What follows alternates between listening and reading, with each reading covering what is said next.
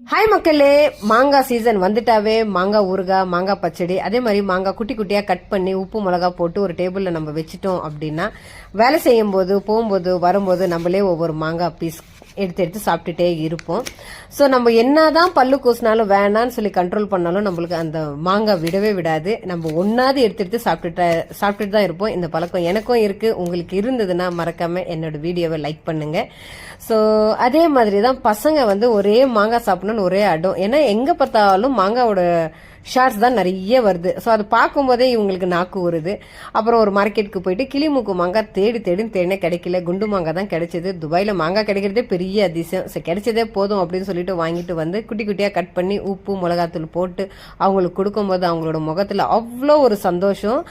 கொஞ்சம் காரம் ஆயிடுச்சுன்னா குழம்பு சாப்பிட மாட்டாங்க. ஆனா இதுல எவ்வளவு காரம் இருந்தாலும் சாப்பிடறாங்க மக்களே. எப்படி இது? நீங்களும் மாங்காய் லவர் இருந்தீங்கன்னா கண்டிப்பா என்னோட சேனலை சப்ஸ்கிரைப்